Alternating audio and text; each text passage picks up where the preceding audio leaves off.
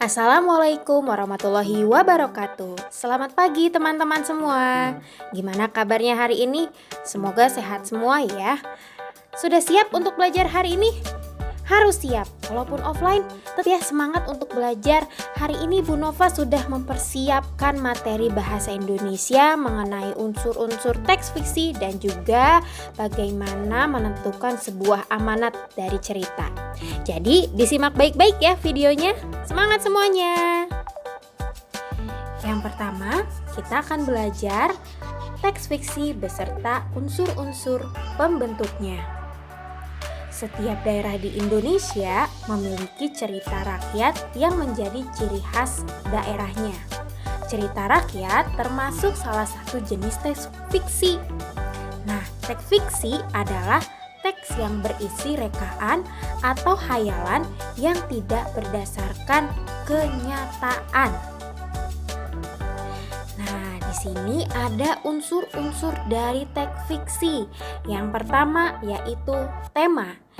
Tema adalah dasar cerita atau sesuatu yang menjadi pokok terbentuknya suatu cerita. Yang kedua ada tokoh, yaitu pelaku cerita atau sesuatu yang mengalami peristiwa di dalam suatu cerita. Yang ketiga adalah alur, yaitu rangkaian peristiwa atau kejadian yang terdapat dalam suatu cerita. Yang keempat ada latar. Latar adalah keterangan yang menjelaskan keadaan suatu cerita. Latar dalam teks fiksi terbagi menjadi 3, yaitu ada latar tempat, latar waktu, dan latar suasana.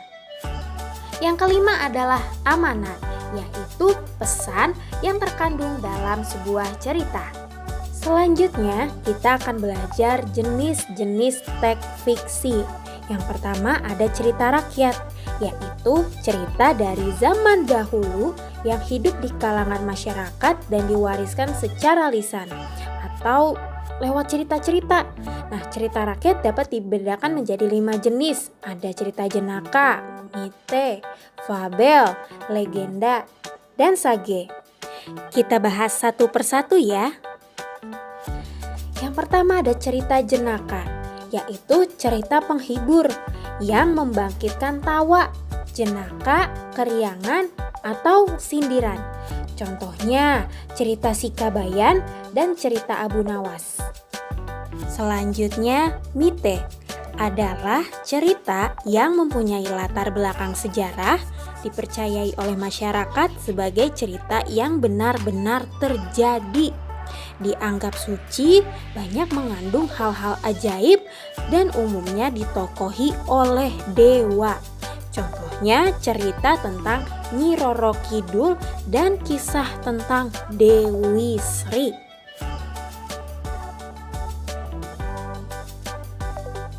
Selanjutnya ada fabel. Adalah cerita yang menggambarkan watak manusia yang tokohnya diperankan oleh hewan. Contohnya cerita Kancil dan Buaya dan cerita lomba lari kelinci dan siput. Selanjutnya ada legenda. Adalah cerita rakyat pada zaman dahulu yang ada hubungannya dengan peristiwa sejarah. Contohnya cerita terjadinya Rawa Pening dan cerita asal-usul nama Banyuwangi. Selanjutnya ada sage, yaitu cerita rakyat yang bersifat legendaris tentang kepahlawanan atau petualangan yang mengagumkan. Contohnya cerita Tutur Tinular dan cerita Jaka Tingkir. Ya, jenis dari teks fiksi yang kedua adalah cerpen. Cerpen atau cerita pendek yang berisi cerita tokoh pada suatu kejadian. Yang ketiga ada novel, yaitu cerita rekaan yang berisi rangkaian peristiwa kehidupan seseorang beserta orang-orang yang berada di sekitarnya. Selanjutnya kita akan belajar mengenai bagaimana menjelaskan amanat dalam teks. Amanat merupakan pesan yang terkandung dalam suatu cerita. Amanat dapat dipahami setelah kita membaca keseluruhan teks. Biasanya dalam teks ini terdapat tokoh-tokoh yang berperan di dalamnya, di mana tokoh tersebut memiliki watak yang berbeda-beda. Biasanya ada tokoh yang berwatak positif, ada juga tokoh yang berwatak negatif. Contoh watak yang positif diantaranya penyayang, rendah hati, suka menolong, dan juga jujur. Sementara itu contoh watak negatif kebalikannya, yaitu sombong, kikir, dan pembohong. Nah, kita simak dulu ya teks berikut ini. Kita baca sama-sama ya teksnya.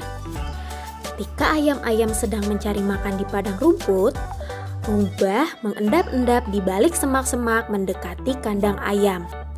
Dalam sekejap, Rubah mencuri telur-telur ayam yang ada di kandang tersebut. Rubah segera berlari menjauh ke tengah hutan.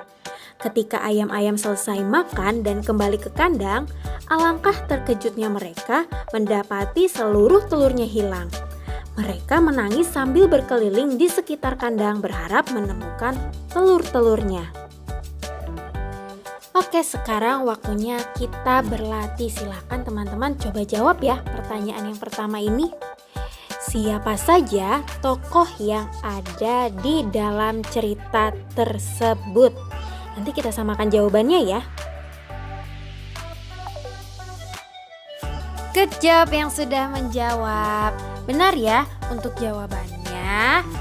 Tokoh yang ada di dalam cerita tersebut yaitu ayam dan Rubah.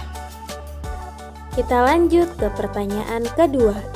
Amanat yang dapat kita ambil dari cerita tersebut adalah, silakan dijawab oleh teman-teman terlebih dahulu ya.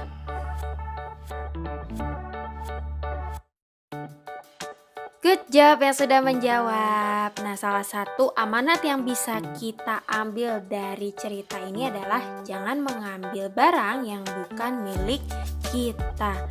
Ini juga kasihan ya, ayamnya sampai mencari telur-telurnya, berharap bisa menemukan. Yang punya jawaban lain itu tidak apa-apa, karena pasti di dalam cerita ini masih ada amanat yang lainnya juga ya. Terima kasih yang sudah menjawab. Kalian semua hebat. Good job. Yang sudah menyimak video pembelajaran hari ini mengenai unsur-unsur dalam cerita teks fiksi dan juga bagaimana kita menemukan sebuah amanat. Sekian video pembelajaran hari ini, semoga videonya bermanfaat. Wassalamualaikum warahmatullahi wabarakatuh.